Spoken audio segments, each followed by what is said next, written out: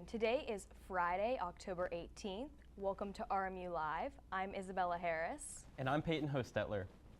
And we have a great show for you today. The November election is quickly approaching and the candidates are making their final runs here in Allegheny County. The Board of Elections just made your voting more accessible. Voters can now return their mail-in ballots to the ballot return sites. They can also get replacement ballots for errors and envelopes that have not been sealed or misplaced. All the voting locations in Allegheny County will be open October 29th through November 4th from 11 a.m. to 7 p.m. Also November 2nd and 3rd from 8 a.m. to 4 p.m. As you prepare to vote, the last day to register is October 21st, along with the 29th being the last day to apply for a mail-in ballot. November 5th, nationwide polls are open from 7 a.m. to 8 p.m. Any completed ballot must be completed by 8 p.m. In the race to the 2024 election, billionaire donors are pouring massive sums of money into supporting their preferred candidates, with some of the world's wealthiest figures backing Donald Trump's bid for the White House. New filings show that tech mogul Elon Musk and conservative donor Miriam Adelson have led the charge. Musk, the world's richest person, contributed nearly $75 million to a pro-Trump super PAC, while Adelson, a longtime Trump supporter and heir to a casino fortune, donated $95 million to another outside group. On the Democratic side, Vice President Kamala Harris isn't falling behind. Since launching her campaign in July, Harris has raised a record-breaking $1 billion, faster than any other presidential contender. Her campaign has brought in $633 million just in the last quarter, 4 times what the Trump's team has raised in the same period. With both campaigns zeroing in on key battleground states, this election season is shaping up to be one of the most expensive in history, fueled by billionaire dollars on both sides. President Biden has approved $175 billion student loan forgiveness for almost 5 million people. Biden stated, quote, "For too long, the government has failed to live up to its commitments, and only 7,000 people have ever received forgiveness under public service loan. Forgiveness before Vice President Harris and I took office," end quote. Lawsuits were filed by Republican-led states. Their argument is how, quote, "the Department of Education does not have the legal authority to implement the costly debt relief programs," end quote. A new CNN poll shows the race for the White House remains neck and neck, with no clear leader emerging. On average, 50% of likely voters say they support Vice President Kamala Harris, while 49% back former President Donald Trump. Out of the 5 polls included, 2 give Harris a slight edge, while the other 3 find the race essentially tied. One of the latest surveys, a Fox News poll, reflects the same tight contest, with Trump at 50% and Harris at 48%. Interestingly, the majority of Trump supporters say they're voting for him rather than against Harris, while Harris's supporters are slightly more divided, with 66% voting for her directly and others citing opposition to Trump. When asked what's driving their vote, Harris supporters pointed to concerns like protecting democracy and abortion rights. For Trump supporters, the economy, immigration, and the candidate's personal qualities took center stage. With such a close race and high stakes on both sides, it's clear this election will definitely come down to the wire. With final election preparations in full swing, many voters are turning to their own means to show their support. A group of people known as the Blue Wall has begun campaigning throughout the Midwest in support of Kamala Harris. Here's more from CNN. So much is at stake in this election. Democrats are grabbing a bullhorn and feverishly working to fortify their blue wall. This election's going to come down to a handful of states, and that's why we're doing the Blue Wall bus tour. Michigan, Pennsylvania, and of course the great state of Wisconsin are going to decide the outcome of this election.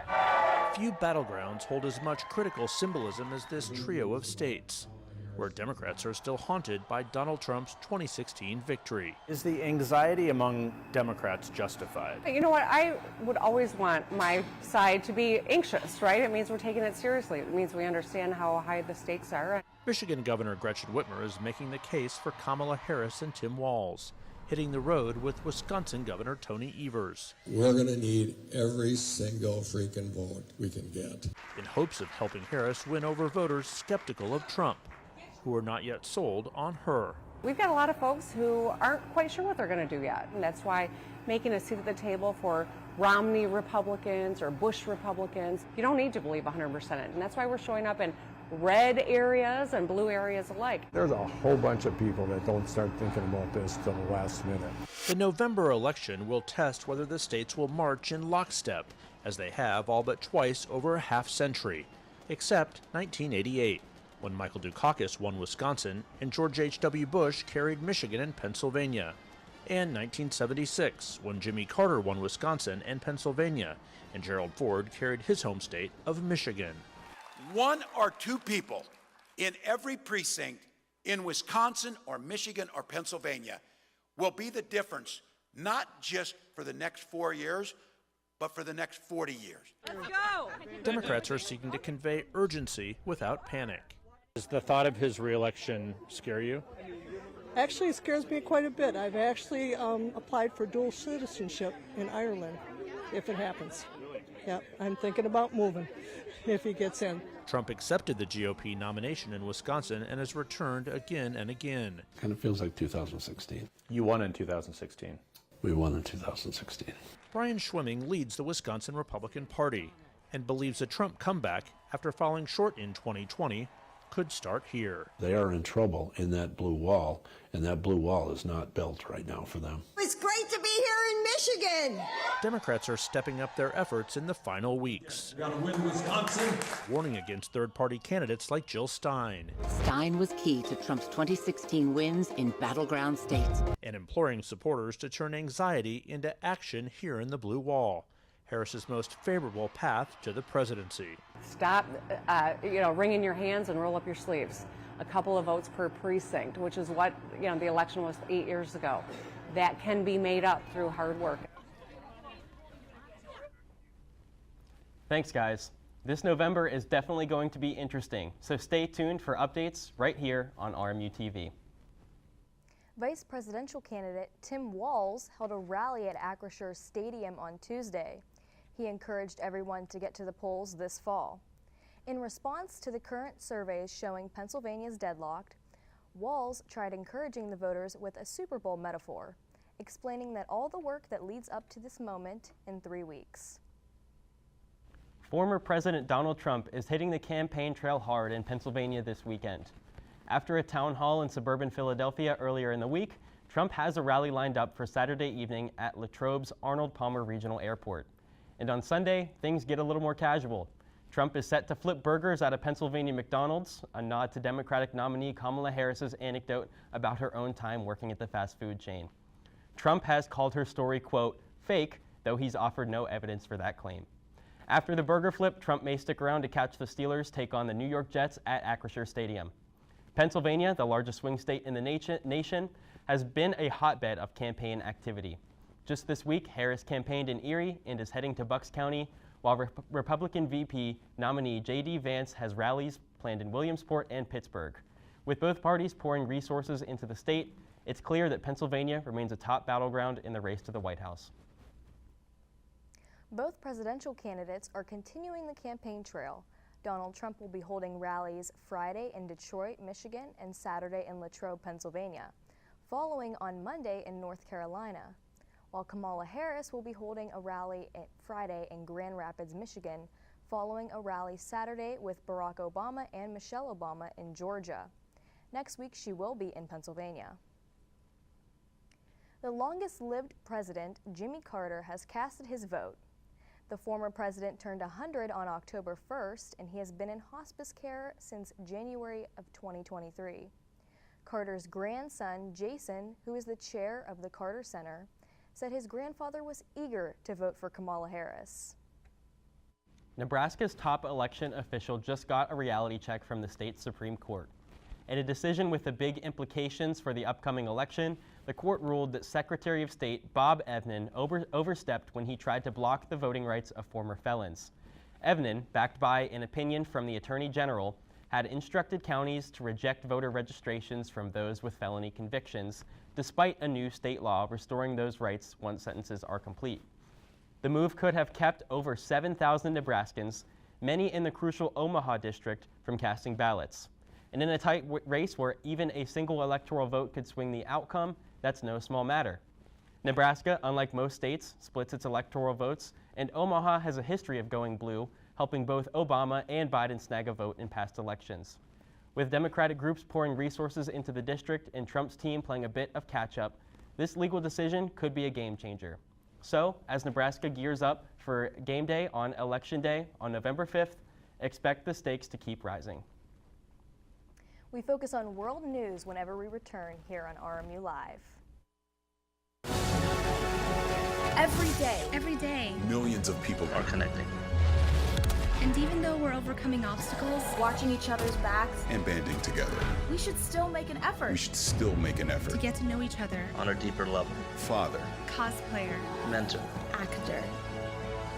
It's time we take a step forward. It's time we take a step forward. Come together And discover how accepting our differences can make us stronger. Yeah, Sam, Elmo. Oh, hey, Julia. Are you ready to play band with us? I'm going to play my clarinet. And Elmo's gonna play his drum. Drum loud. Oh, well, you know what to do, Julia. Julia knows. With Julia's autism, loud sounds can be too much. But she still loves to make music. Play band. Early screening for autism can make a lifetime of difference. Find out more at screenforautism.org.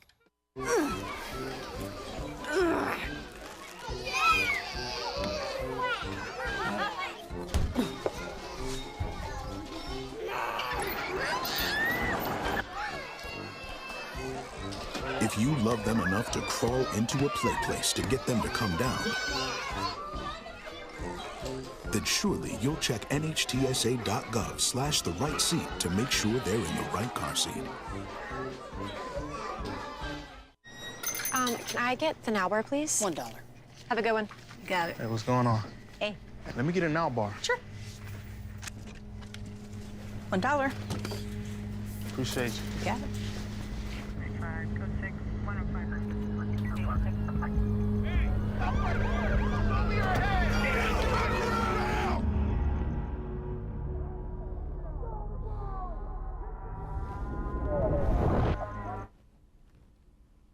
Welcome back to RMU Live.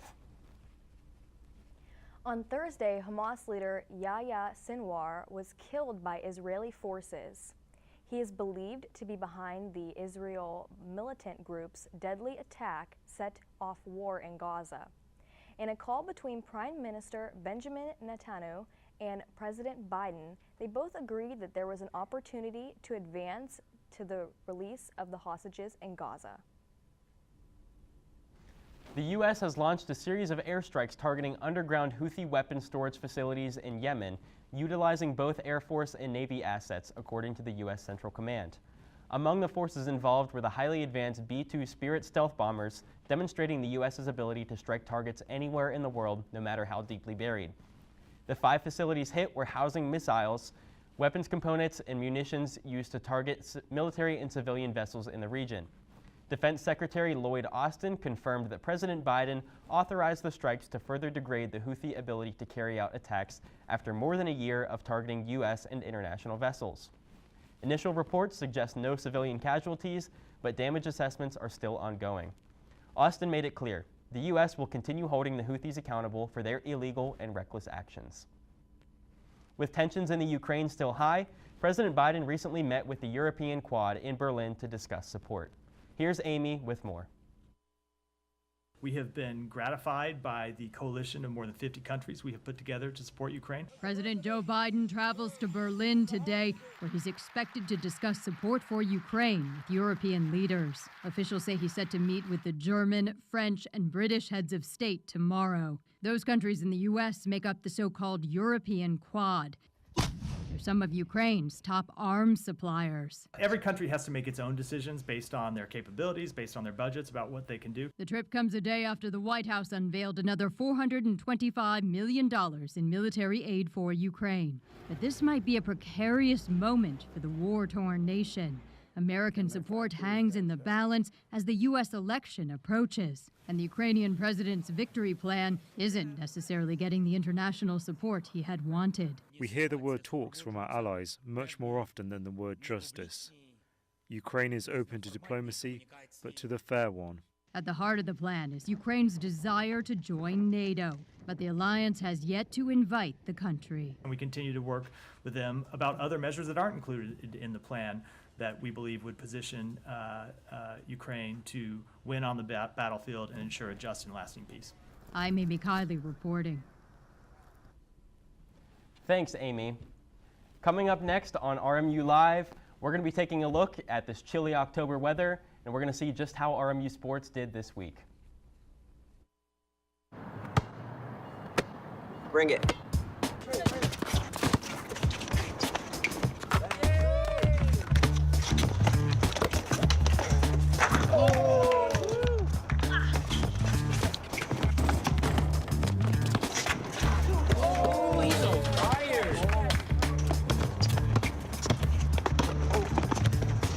Time out, guys. I'm late to dinner. My mom's gonna kill me. Catch you guys later. Mom wants us home. Okay. Bye, guys. You guys need a ride? Sure. Yeah. All right. How about some one-on-one? I gotta go eat, man. Sorry, I'll see you later.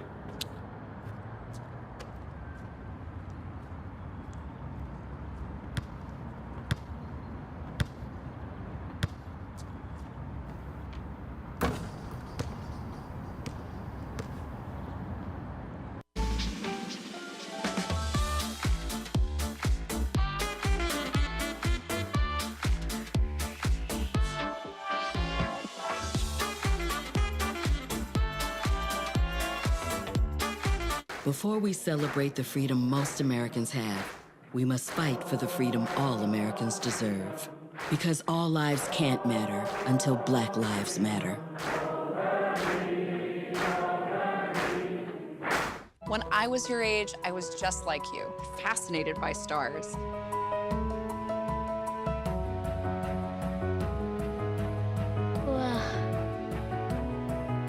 But now I get to search for life in the universe. And who knows, maybe life is looking for us too. So we're like aliens to them? Yeah. Does anyone want to be a scientist now? I do. Awesome. We need more girls in STEM. Maybe we can find aliens. Welcome back to RMU Live. Unlike this past week, you may not need a jacket this weekend. We're going to send it over to Mintos for the weather. So if we look at today's forecast over here, we have a high of 69 and a low of 38 with a 46% humidity and then a 2% chance of precipitation. Then going over to tomorrow's forecasts, we have a high of 74, a low of 42, and a 48% chance of humidity with a 6% chance of precipitation. And if we go to the 5-day, so if we look at Tuesday over here, we have a high of 80 degrees and a low of 53. And then if we go to Wednesday, we have a high of 74, a low of 47. And then on Thursday, we have a high of 59 and a low of 40 degrees. Although there might not be rain this week, don't forget to open up that dirty window. Feel the rain on your skin. No one else can feel it for you. Only you can let it in. Now looking at California, we have a cold area of low pressure bringing the heavy snow to the Rockies. This low pressure combined with the wind and dry air is creating fire-like conditions known as the red flag warning. The wind is expected to remain strong all day with gusts from 25 to 35 miles per hour and 40 miles per hour at higher elevations. There is a high risk from the Redding Valley to south of Modesto. This has already resulted in unplanned power outages with increased fire risk and compromised power lines. Now back to the desk. Thank you, Mintos. We're going to send it over to Finn Lyons for sports. Thanks, guys. I'm Finn Lyons here to bring you all the latest Pittsburgh and RMU sports news. It's hockey season in Pittsburgh as the Penguins are already hitting milestones 5 games into the NHL season. Their last game, Crosby hit 1,600 points, becoming the 10th player in NHL history to achieve that milestone, and only the 6th player to do so with one franchise. Malkin hit the 500 goal mark in the same game, becoming the 48th player in NHL history to reach that milestone. With Crosby and Malkin's efforts, they took down the Sabres 6-5 in overtime. The Penguins remain home for their matchup tonight against the Carolina Hurricanes. To football now, the Steelers are heading home for Sunday night football action after blowing out the Las Vegas Raiders 32-13. With a rushing attack led the day with Najee Harris rushing for 106 yards and 1 touchdown. Justin Fields also potted 2 rushing touchdowns Speaking of Fields, despite leading the Steelers to a 4-2 record, he is set to be benched in favor of 35-year-old Russell Wilson as he practiced with the starters this past week. The Steelers will face the New York Jets Sunday night at 8:20. Looking home to RMU sports, the football team is coming off a homecoming shutout win over Delaware State 23-0. Quarterback Anthony Chickett had an amazing game for the Colonials as he threw for 224 yards and 2 touchdowns. The Colonials seek to continue their winning ways as they take on the LIU Sharks at home on Saturday. The men's soccer team is coming off a week of rest as they head home to the NAC to face off against the Green Bay Phoenix on Sunday at 1. Women's soccer is also coming off a week of rest to also play the Green Bay Phoenix as they travel to Wisconsin on Sunday. The volleyball team heads home to the UPMC Event Center after back-to-back losses to the IU Indiana Jaguars. They now face another back-to-back, this time against the Northern Kentucky Norse. It's almost basketball season as the Colonials begin their season with some fun at the UPMC Event Center with Mo Madness. Both the men's and women's teams will participate in introductions and skill contests throughout the night. Mo Madness will take place next Wednesday at 6:15. Finally, RMU hockey is in season as the men's team beat Miami of Ohio yesterday 5-1. They now face off against them again for the home opener at 7. The women's team is coming off back-to-back shutout losses to number 3 Clarkson. The Colonials head home tonight and tomorrow looking to get back in the win column. Both matchups are against the number 14 Princeton. That's all for Pittsburgh and RMU sports. I've been Finn Lyons, and now back to the desk. Thanks, Finn. Coming up next on RMU Live, One Direction fans were crushed this past week with Liam Payne's unexpected death. More to come on this story when we return. Roll over. Chance high five. All right. When you adopt a shelter pet, you discover all the things that make them unique. And your mother and...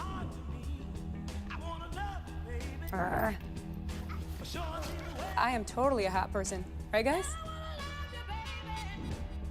Thanks for being honest. They're a little bit of a lot of things, but they're all pure love. Adopt pure love at theshelterpetproject.org. Multiple studies have shown that marijuana can slow both driver reaction and response time, which can be really dangerous. He's here. He's here. Wait. What? I can't drive. Why? My. Oh.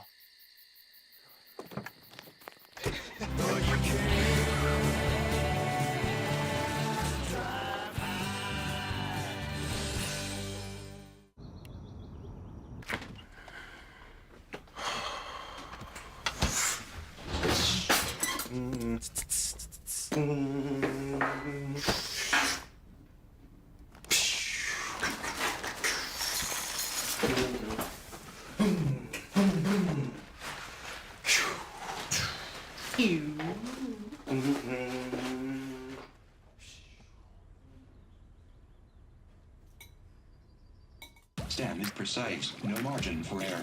Dare to forget that. Dare to have fun with it.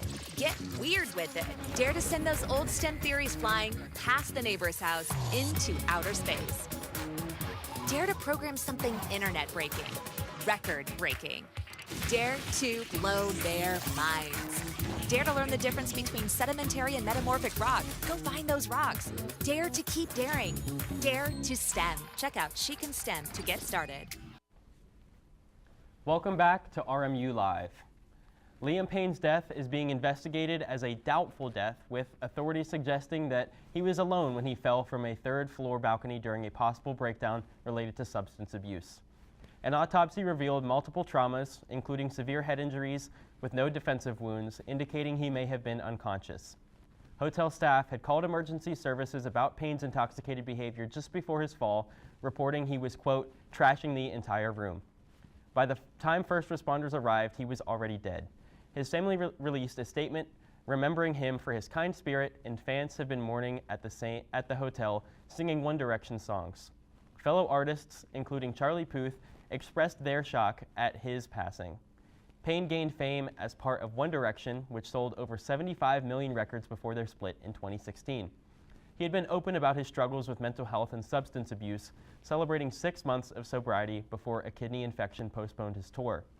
Payne leaves behind his 7-year-old son, Bear. A 19-year-old man is in critical condition after he fell 60 feet from his Pleasant Valley Hills apartment. Allegheny County Police were called around 7:30 p.m. Wednesday evening for a young man who fell from his 7th story. He was rushed to the local hospital, and detectives suspect no foul play at this time. Pittsburgh Public Schools could be in for some big changes as the district considers closing and merging several schools due to low enrollment. On Tuesday, a consulting firm, Education Resource Strategy, shared their final recommendations, revealing that 14 schools are slated for closure, including Woolsayer Elementary and Pittsburgh King Pre-K to 8. While the plan isn't set in stone, PPS Board President Gene Walker acknowledged it's a step towards solving the district's challenges, including a $23 million budget gap. After feedback from the community, a few schools, such as Carrick High and Lincoln Elementary, were taken off the closure list. Alongside the closures, some schools will see grade reconfigurations and major renovations, with Manchester 6 through 8 and Northview Pre-K to 5 among those set for upgrades. Additionally, 3 new teacher centers will be created to help educators hone their skills. Despite the potential $11 million in savings, Walker emphasized that difficult decisions are ahead. The board hasn't set a vote yet, but if approved, changes would start rolling out in spring 2025. Darnice Rains was found guilty on Wednesday of first-degree murder. Rains killed a transgender woman, Brandon Murray, known as B, in an Aliquippa apartment almost 3 years ago. On Tuesday, the DA stated the case came down to a DNA found in the apartment. The Menendez brothers case had a recent uproar from the Netflix show and documentary. The family of the brothers have become more involved after more details have emerged. Jose Menendez's niece, Anna Marie Baralt, told reporters that, quote, if Lyle and Eric's case were heard today, with the understanding that we have now about abuse and PTSD, there will be no doubt in my mind that their sentences would have been very different, end quote. The DA's Office of Representing Unit is reviewing the case, and a court date has been set for November 26th. Isabella, what is one thing that you think of when you think of October? I think of pumpkins, and I think of scary movies. Okay, well, on the same track as pumpkins, what else can you think of? The sizes, especially when jack-o'-lanterns. Almost, but I want to tell you about one of my favorite things in October, gourds. Let's hear a little bit more about them. Meet Brad Bledsoe, a fire medic with Aurora Fire Rescue. It'll make a difference when we help somebody on their worst day. A firefighter by day, but his talent's off the job. Growing gigantic gourds. It gave me like a good escape from work and breaking up the monotony of every day. This pumpkin, named Winifred Sanderson after the Hocus Pocus sisters, weighs 2,083 pounds. It smashed state records last weekend. I officially have the title of largest pumpkin ever grown in Colorado. You might think growing something this big might have a big story behind it, but it really just started with filling out the family's yard. It was just grass and needed some like landscaping love, and she was like, why don't you just throw a pumpkin in? And I was like, well, why don't we do one of those big pumpkins? He ended up growing an 195-pound pumpkin, which he thought was big. So I decided to take it to a weigh-off, and my daughter at the time, she was 4, she goes, Dad, why is your pumpkin like the smallest one here? A simple question from his little girl turned into the now prized possession sitting in their driveway. I'm kind of immune to it, but it is still mind-boggling that these pumpkins can get so big. And there's a third one. This is Sarah Sanderson. Brad says she's looking to weigh a little over 2,200 pounds. Now, she could just outdo her sisters. You may wonder the strategy behind growing them. It begins with auctions for these special seeds. Actually, it's like buying a cow. Like, you don't buy just like a generic cow, you buy stuff with certain genetics. Brad is getting ready for the weigh-in this weekend in Fort Collins, but he knows his pumpkin has got some other big and heavy competition. But Wyoming's biggest pumpkin's coming this weekend, and so is Utah's. So it could be 3 states are going to break some records in Fort Collins. Could be super cool. A special fall family tradition. Well, I know exactly what I'm doing when I grow up. I'm not having a dairy farm. I'm having a pumpkin farm. I totally agree. We'll catch you next time on RMU Live. Thanks for watching.